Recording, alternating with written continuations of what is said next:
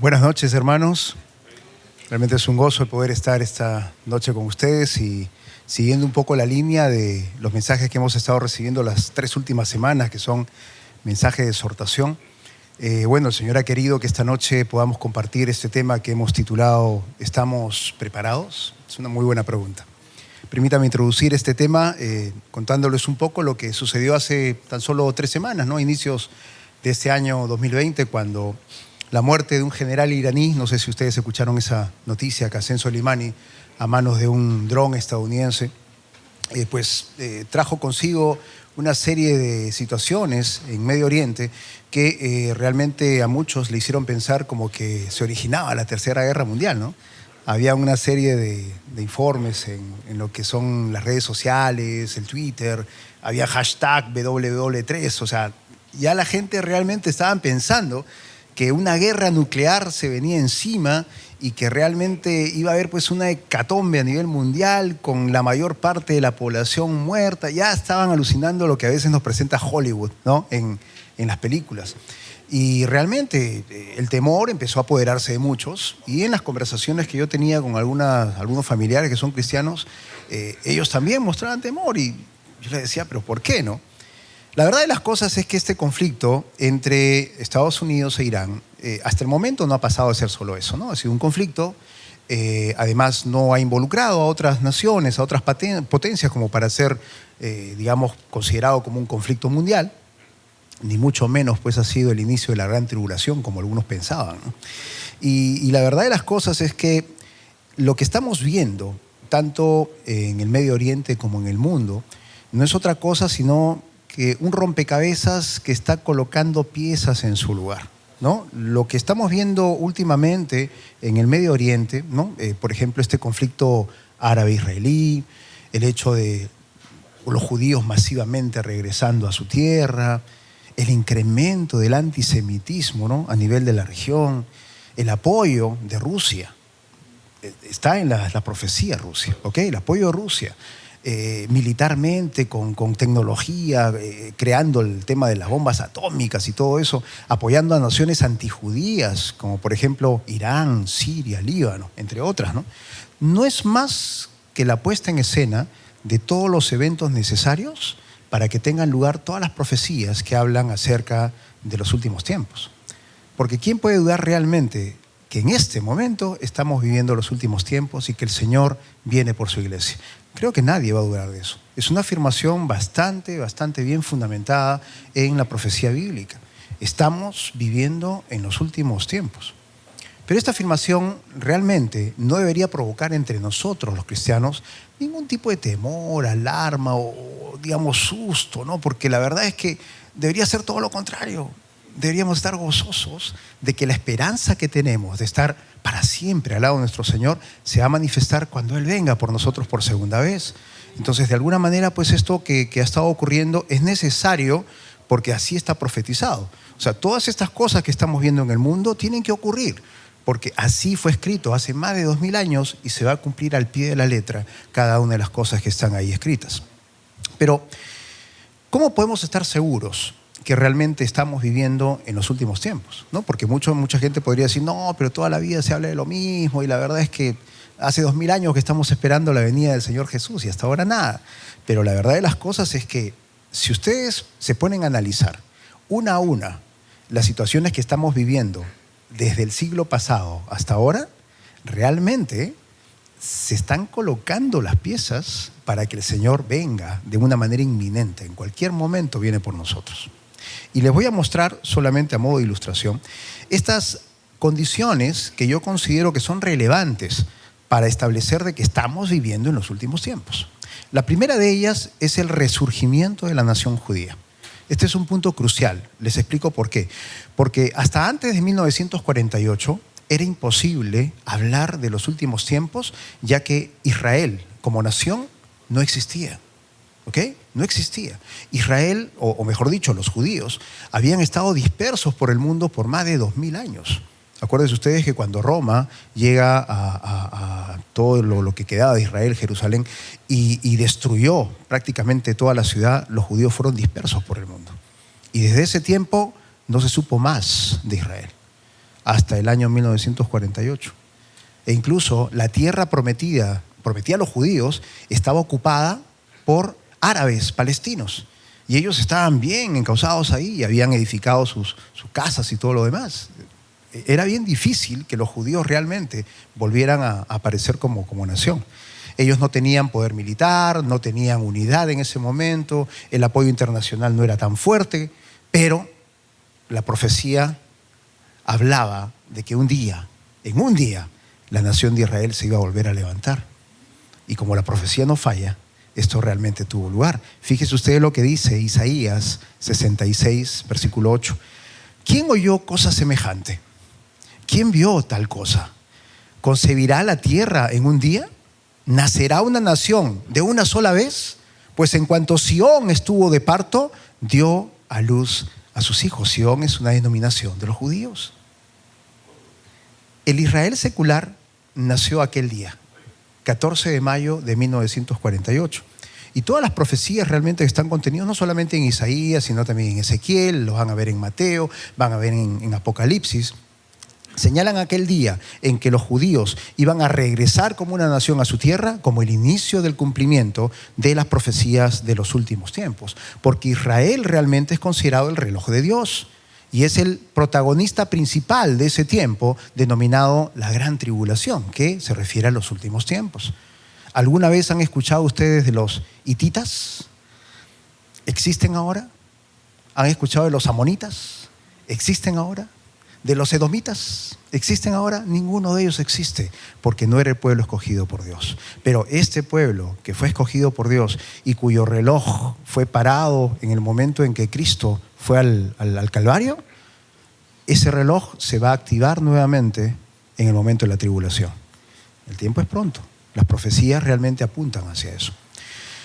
Por tanto, la primera condición para poder hablar acerca de los últimos tiempos ya fue cumplida, ¿no? Ya Israel está en su lugar y es una nación. A partir de ahí contamos hacia adelante.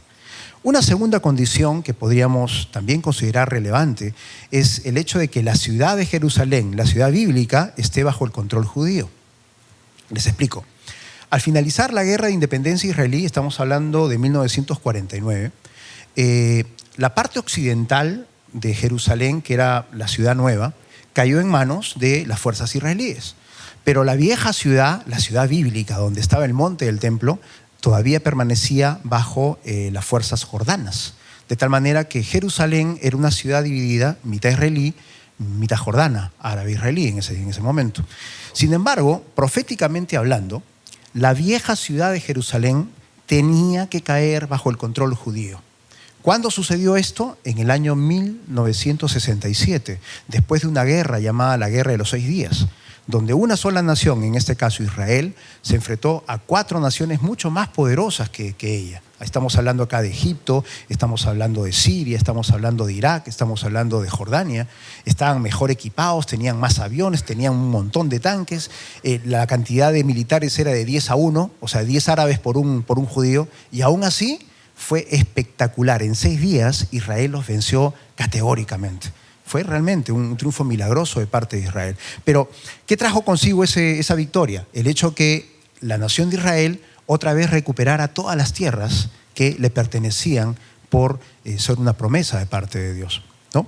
Y dentro de esta tierra que recuperaron fue la parte antigua de la ciudad de Jerusalén.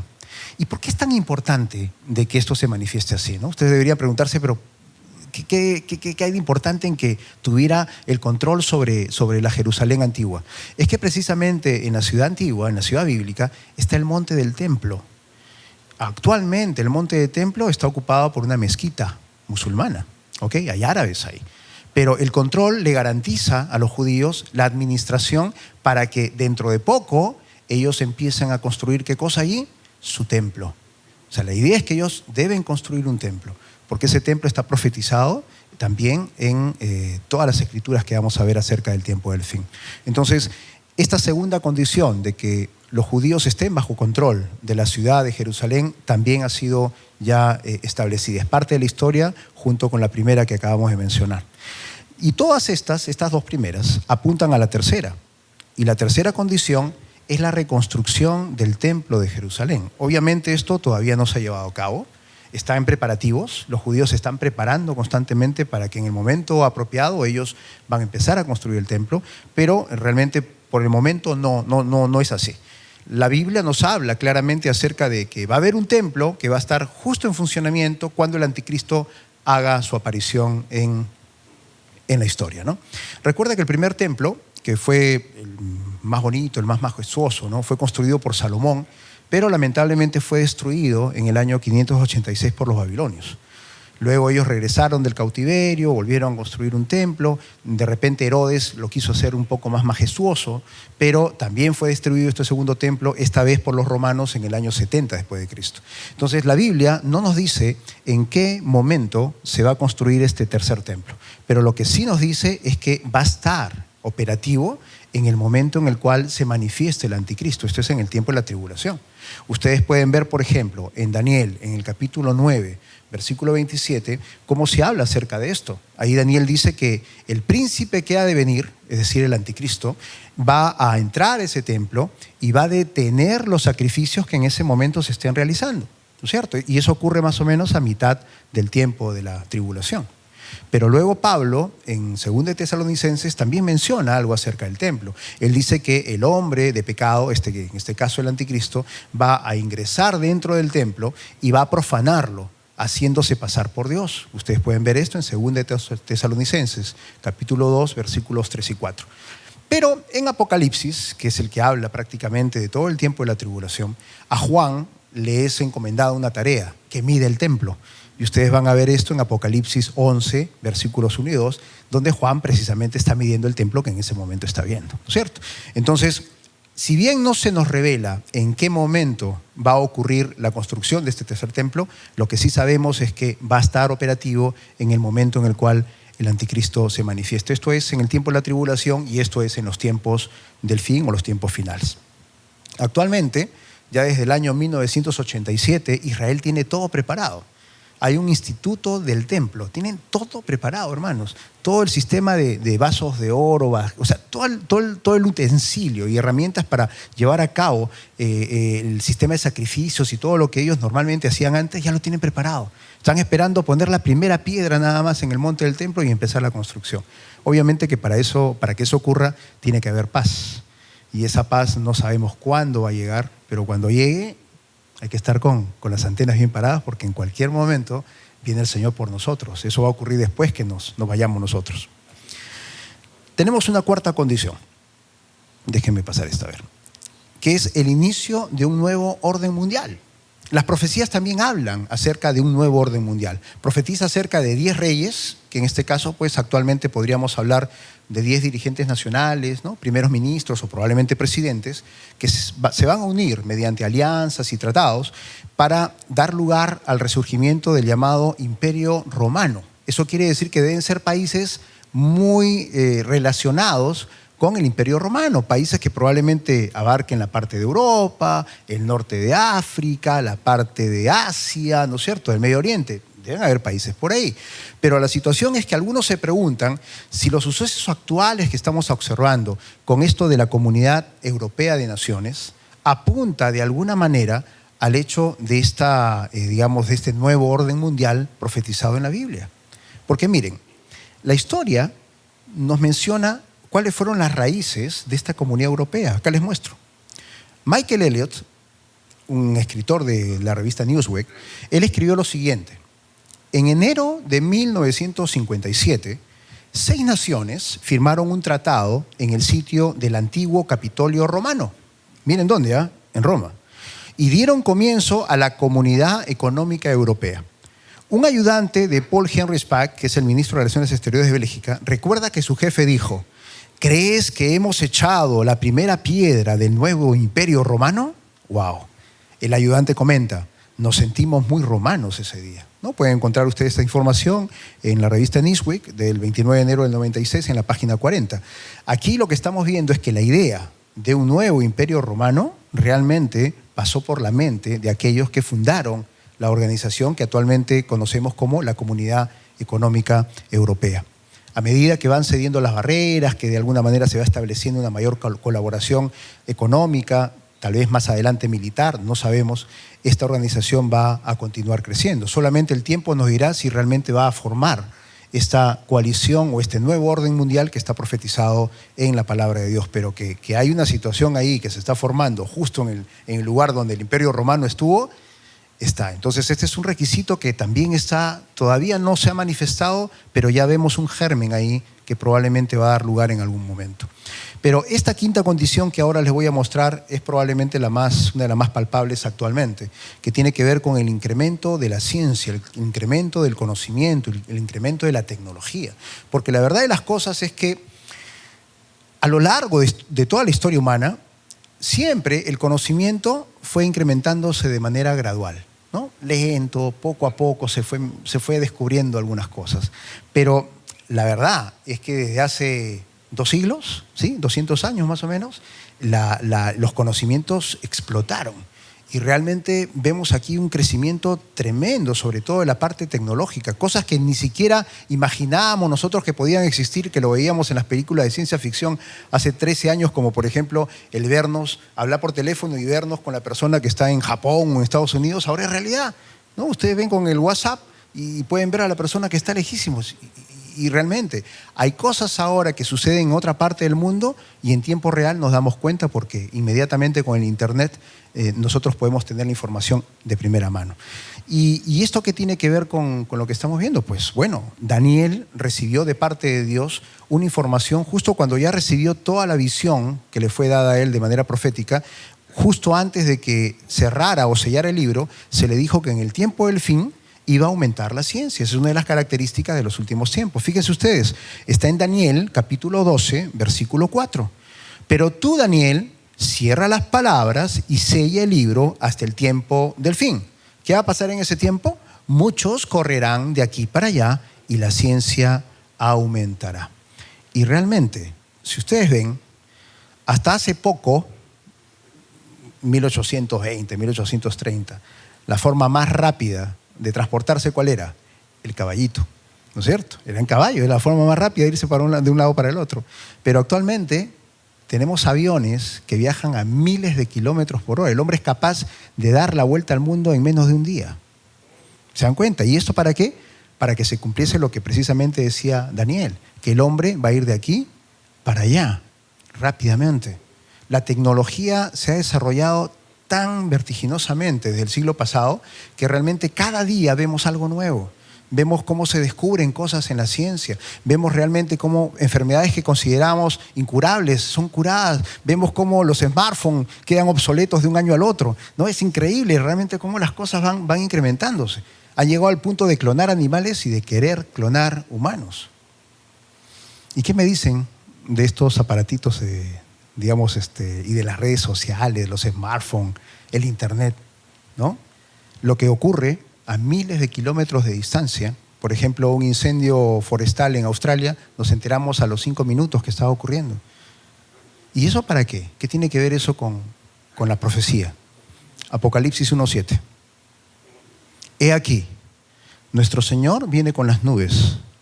Todo ojo lo verá y los que lo traspasaron.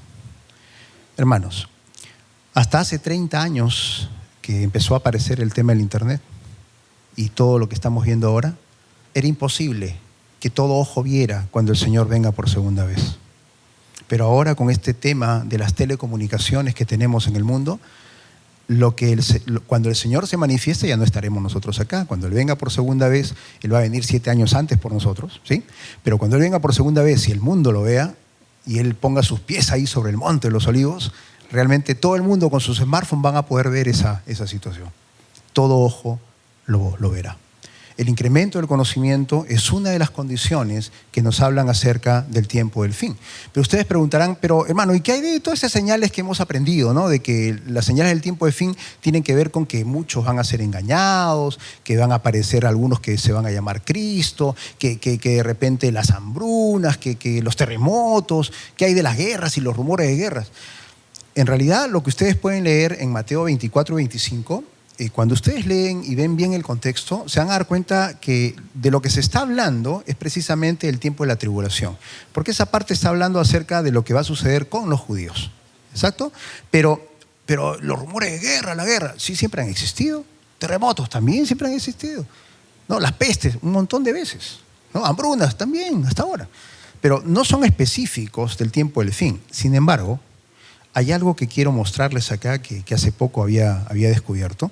Y era que, hermanos, la actividad sísmica, la Tierra, se está moviendo de una manera tremenda. Algo va a suceder. No sabemos cuándo, pero algo va a suceder, ¿no? Y tiene que ver, fíjense ustedes, con este, digamos, resumen de casos que viene desde el siglo XIV hasta ahora. En el siglo XIV hubo, según los datos que se tiene, 157 terremotos o sismos mayores. El XV por ahí iban, 174, el siglo XVI, 253, el XVII, 278, el XVIII como que triplica un poquito, ¿no? Se pasan a 640.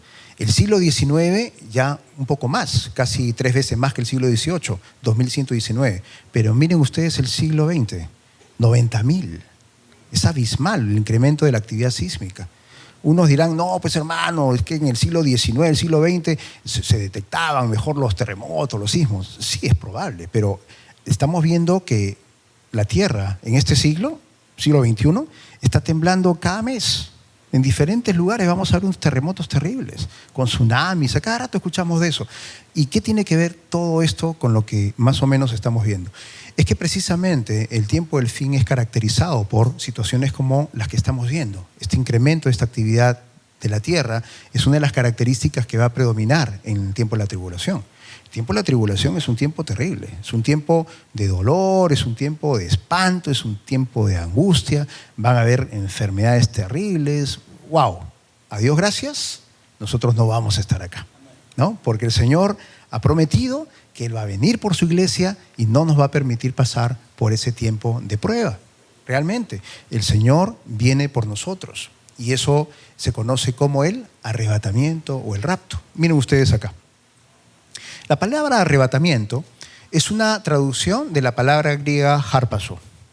Aparece 14 veces en el Nuevo Testamento y tiene al menos 4 significados diferentes. El primer significado de harpazo tiene que ver con el llevarse por la fuerza. Es la primera, digamos, forma de cómo interpretamos esa palabra griega. ¿Y qué nos da a entender este llevarse por la fuerza? Bueno, Satanás y sus huestes, los demonios, van a intentar de todas formas de que nosotros no ascendamos con el Señor. Pero lamentablemente son mucho más débiles que las fuerzas angelicales del Señor, los cuales a su señal, cuando el Señor diga suban, inmediatamente por la fuerza vamos a ser llevados al cielo. Así que esta es una forma de poder interpretar esta palabra griega. Una segunda que nosotros podemos ver también relacionada con esta palabra griega es el reclamar para uno mismo ansiosamente. Y esto tiene que ver básicamente con el hecho de que el Señor vendrá a reclamarnos como suyos. El Señor realmente nos ha redimido con su sangre. Él nos ha comprado con su sangre y realmente Él va a venir para tomarnos y que estemos donde Él realmente está, ¿no? El tercer significado de harpazo tiene que ver con el hecho de arrebatar rápidamente, ¿no? Y es una definición que tiene que ver con la naturaleza súbita, como va a ocurrir el arrebatamiento. Pablo dice en un abrir y cerrar de ojos, o sea, menos de un segundo. Es así. Todos los creyentes van a ser inmediatamente llevados al cielo con el Señor. Y finalmente, un cuarto significado es el de rescatar del peligro de destrucción. Fíjense ustedes que este significado es el que nos da este fuerte apoyo para tener esa seguridad de que la iglesia no va a pasar por el tiempo de la tribulación. No como se le dijo a la iglesia de Filadelfia. Vamos a ver Apocalipsis, capítulo 3, versículo 10. Por cuanto has guardado la palabra de mi paciencia, yo también te guardaré de la hora de la prueba que ha de venir sobre el mundo entero. La hora de la prueba a la cual se refiere nuestro Señor aquí básicamente es el tiempo de la tribulación, que es un tiempo de 7 años que según las profecías bíblicas va a estar lleno de horror, agonía, destrucción como ninguna otra cosa que hayamos experimentado o visto anteriormente, y nunca más se va a volver a ver así. Tan terrible dice que es ese tiempo que si no se acortaran los días, sería pues una destrucción total, ¿no? Entonces el Señor viene justo al final del tiempo de la tribulación. Entonces el rapto es la provisión de Dios para que nosotros, sus santos, podamos escapar al tiempo de la tribulación. Ahora, lo misterioso de todo esto es que la palabra de Dios, la Biblia, no menciona el momento en el cual va a ocurrir el arrebatamiento. Nos dice que va a ocurrir antes de la tribulación, o al menos eso podemos extraer de ella, pero no nos dice cuándo. Tenemos que estar expectantes, ¿no es cierto? Y realmente lo que la Biblia enfatiza es que Jesús viene por su iglesia, viene por todo aquel que es un verdadero creyente, se lo va a llevar al cielo. Por lo tanto, esta es mi pregunta crucial en esta noche y realmente constituye el corazón de esta enseñanza. ¿Es usted un seguidor de Cristo? O dicho de una manera más directa y personal, ¿está seguro o segura que si el Señor viniese en este preciso momento, usted se iría con el Señor al cielo? ¿Está preparado para ello? Muchos me dirán, hermano, claro que estoy preparado, soy cristiano. Yo hace mucho tiempo, años, a mí me invitaron a pasar adelante en una iglesia o acá y hice una oración de fe, ¿no? Y realmente yo estoy seguro que ya soy cristiano. Pero lo que usted no sabe es que realmente esa misma oración que le enseñaron a usted, yo se la puedo enseñar a mi lorito. Y mi lorito no por eso va a ser salvo. ¿Sí o no? O sea, el lorito va a repetir, pero adentro no pasó nada. Y ya está. No es que sea salvo. Y el problema es este, hermanos. El problema está en que muchos de nosotros pensamos que porque un día pasamos adelante y de repente hicimos una oración, entonces soy cristiano. Pero, ¿saben qué? El problema es que externamente no estamos evidenciando lo que realmente estamos creyendo, entre comillas, ¿no? Aparentemente. ¿Cómo es eso? Lo que pasa es que muchas veces lo que tenemos que entender es que son nuestros frutos, o sea, nuestras obras, las que realmente dan validez de que hubo un cambio en nosotros, ¿cierto? Porque si no hubo un cambio en nosotros, entonces nuestras obras, los actos, las acciones correspondientes que normalmente decimos o deberíamos tener conforme a lo que creemos, no van a demostrar que hubo un cambio. Y ese cambio va a ocurrir cuando yo interactúe con mi Señor. Cuando yo primero me arrepienta de mi vida pasada. Ya no quiero ser ese sinvergüenza que hacía estas cosas, ya no. Ahora quiero ser santo, apartarme para el Señor. Pero ya me olvido de hacer eso, ¿no es cierto? Y empiezo a caminar con el Señor. Y segundo, eso lo voy a lograr conforme yo paso y establezco una relación personal con Jesús. Si yo no establezco una relación personal con Jesús, entonces ¿cómo realmente voy a cambiar por dentro? ¿Cómo su Santo Espíritu va a poder moldearme conforme a su voluntad? Y ahí viene el problema, porque imagínense ustedes que llegue el momento en el cual el Señor viene, nos quedamos acá, ¿y qué pasó? Y en el momento del juicio, miren lo que dice él aquí. Vamos a mostrarles algo. Mateo 7, 20, 23. Así que por sus frutos los conocerán. No todo el que me dice, Señor, Señor, entrará en el reino de los cielos, sino el que hace la voluntad de mi Padre que está en los cielos. Muchos me dirán en aquel día, ya estamos hablando de juicio, ¿ok? Señor, Señor, ¿no profetizamos en tu nombre? Y en tu nombre echamos fuera demonios y en tu nombre hicimos muchos milagros. Entonces les declararé, dice el Señor, nunca los conocí. Apártense de mí, hacedores de maldad. Qué fuerte, ¿no? Que el Señor te diga, nunca te conocí. Obvio, si nunca tuviste una relación personal con Él. Estuviste engañado, eras muy religioso. ¿Nunca faltaste a las reuniones los domingos? ¿Eras el más entusiasta en reunirte en las reuniones celulares en los hogares? De repente eras el primero en llegar a las reuniones de varones, de mujeres, de jóvenes. Siempre dabas gracias por los alimentos, intentaste ser una buena persona, pero nunca te relacionaste con Jesús. Cuando tuviste que tomar una decisión en tu vida trascendental, familiar, económica, lo que fuese, nunca le preguntaste a Él qué opinaba respecto al tema. No lo choteaste, lo hiciste a un lado. Tú tomaste la decisión. Cuando tú tenías que buscarlo a Él para poder permitir que su influencia en tu vida empiece a cambiarte, que te haga una nueva criatura, un nuevo ser, alguien totalmente diferente al que eras antes, no se lo permitiste. Entonces, obviamente, en ese día, Él te va a decir esto, nunca te conocí. Y la verdad es que a mí no me gustaría pasar por eso. Yo realmente, como escuchábamos ahora al pastor, cada día me examino y veo si realmente estoy andando con Él o no.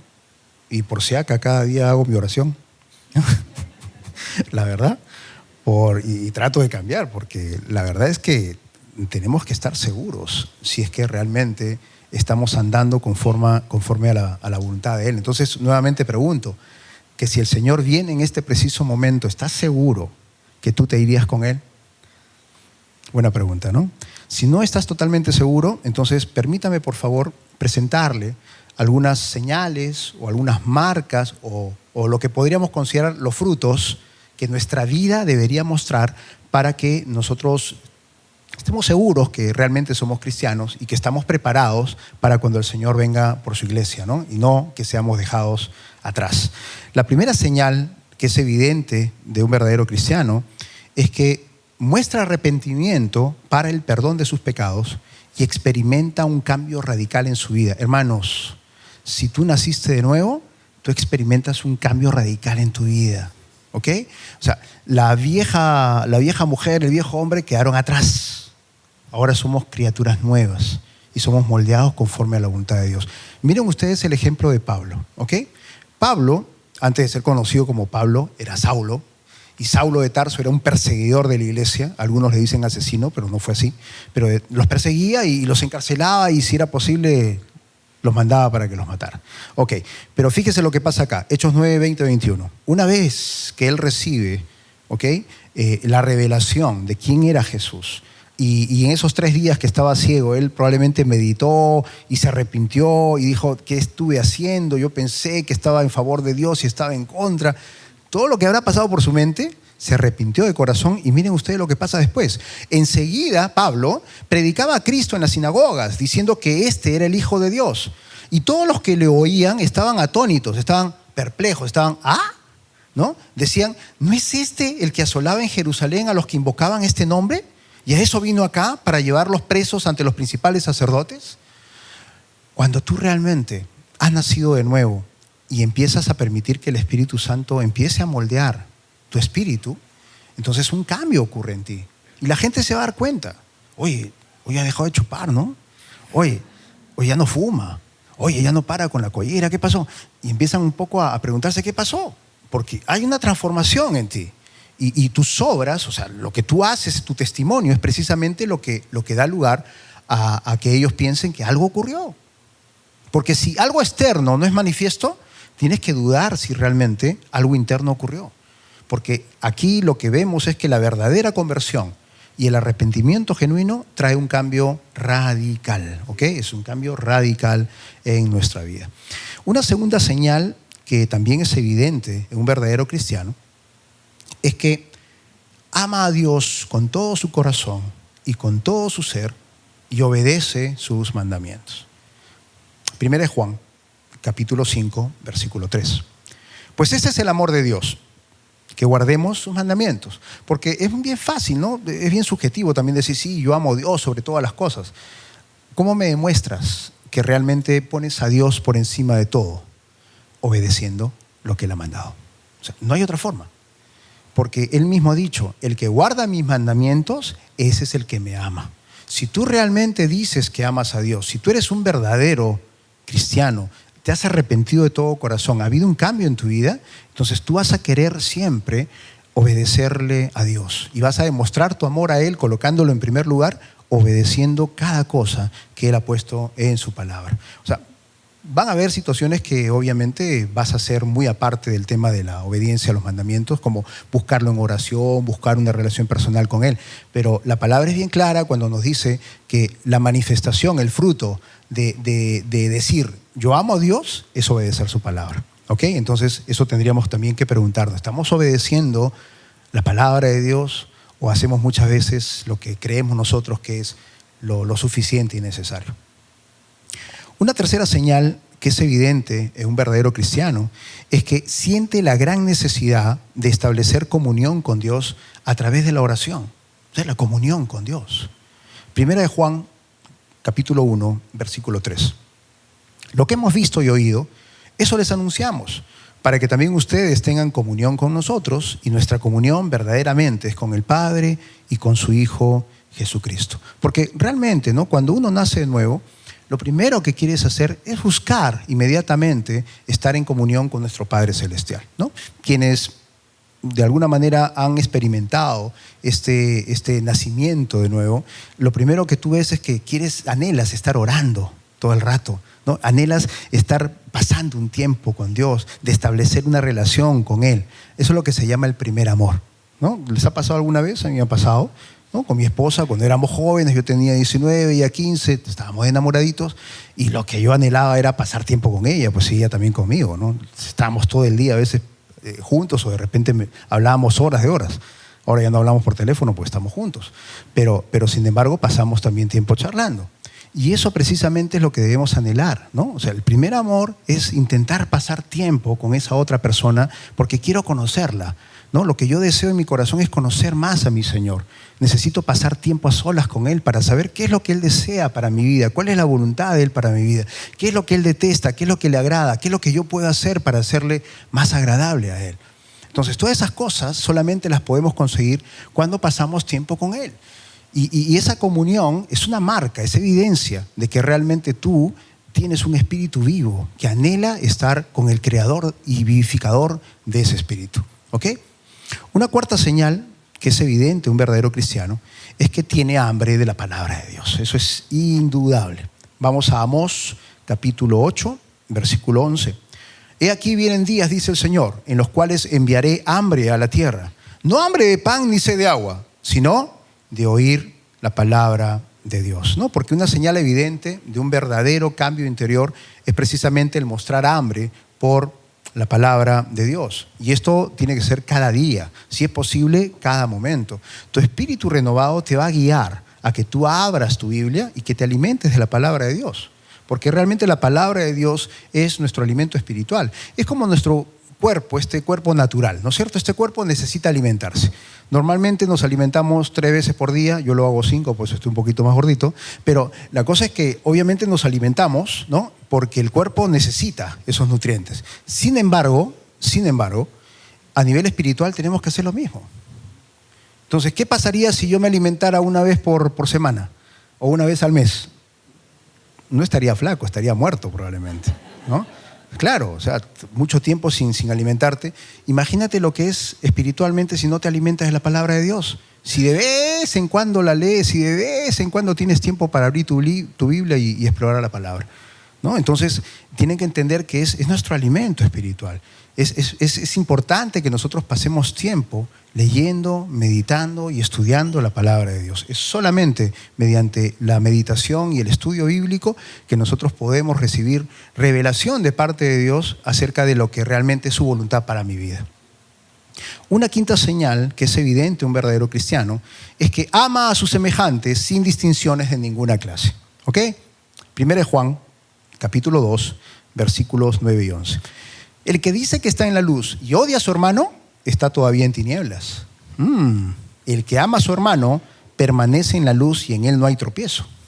Pero el que odia a su hermano está en tinieblas y anda en tinieblas y no sabe a dónde va, porque las tinieblas le han cegado los ojos. Aquí el término hermano no se limita solamente a los hermanos en la fe, por si acaso, sino que acá se extiende más allá e incluye a todo prójimo. ¿Quién es tu prójimo? El que está a tu lado, el que está cerca de ti. Él es tu prójimo. No importa su condición social, si es rico, si es pobre, no importa su religión, ¿no? Si es testigo de Jehová, mormón, los rechazamos. No dice.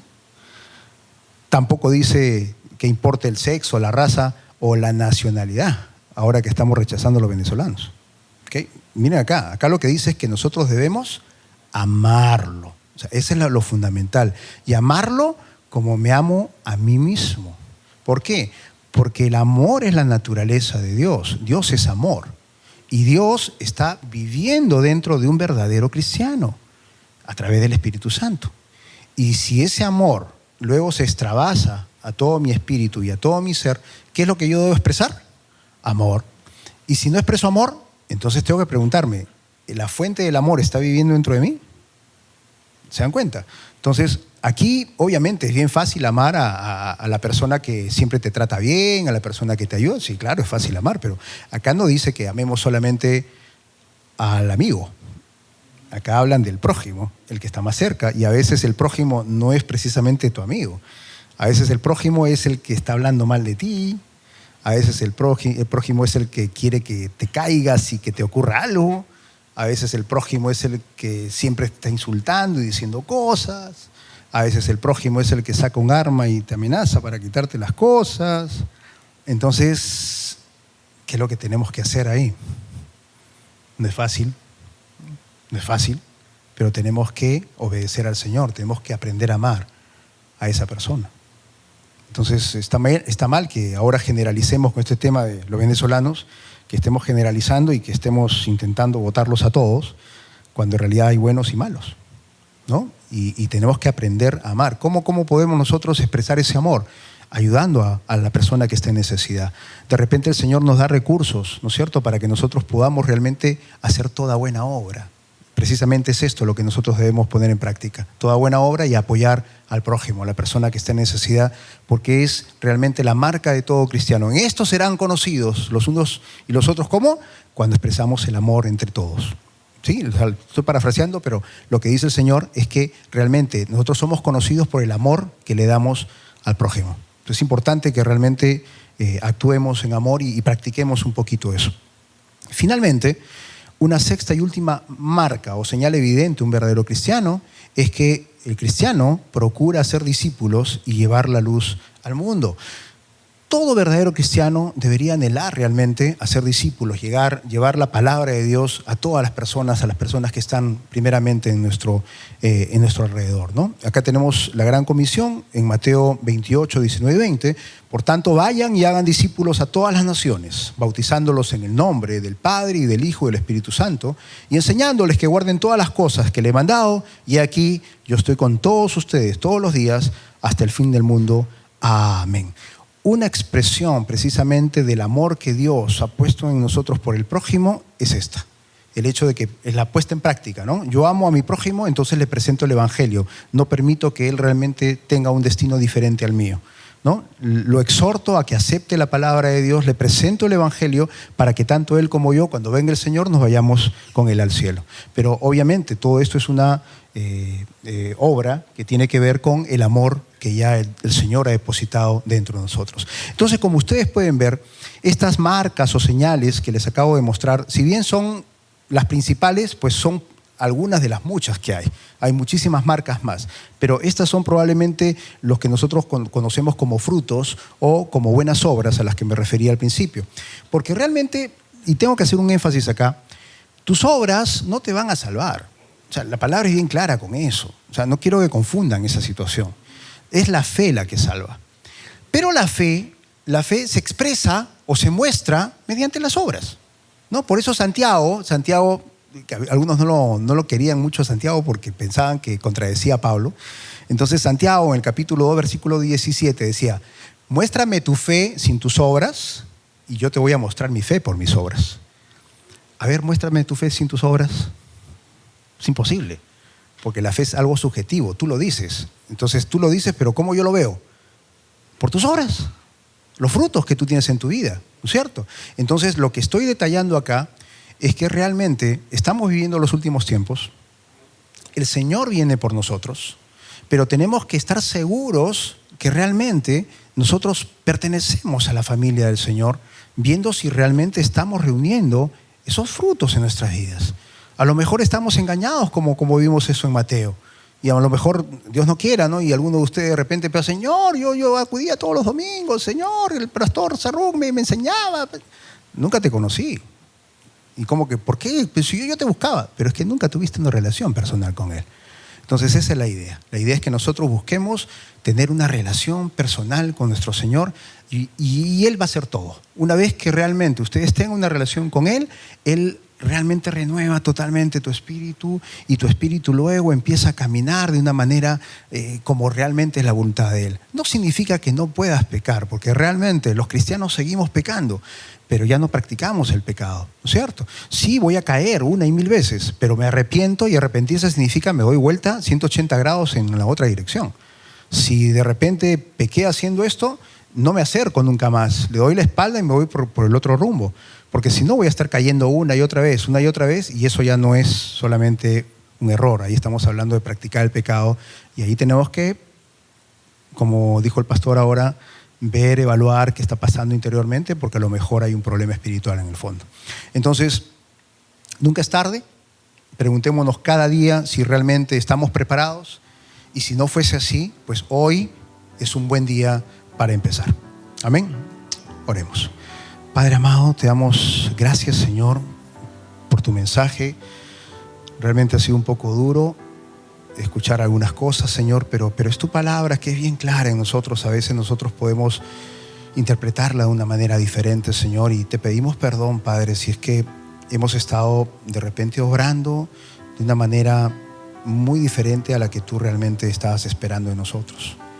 Nos arrepentimos este día, Señor, y queremos realmente que tu Santo Espíritu ingrese a nuestra vida, Señor, y nos transforme, que realmente nos permita ser unas nuevas criaturas, Señor, conforme a tu voluntad, Padre. Deseamos servirte lo mejor posible, Señor, llevar tu palabra a aquellas personas que aún no lo conocen, y es precisamente nuestro testimonio el que va a dar fe de que tú vives en nosotros, Señor. Te agradecemos, Padre, y te bendecimos, y te doy gracias por todos los hermanos aquí presentes, Padre. Gloria a ti te damos en el precioso nombre de tu amado Hijo Jesús. Amén.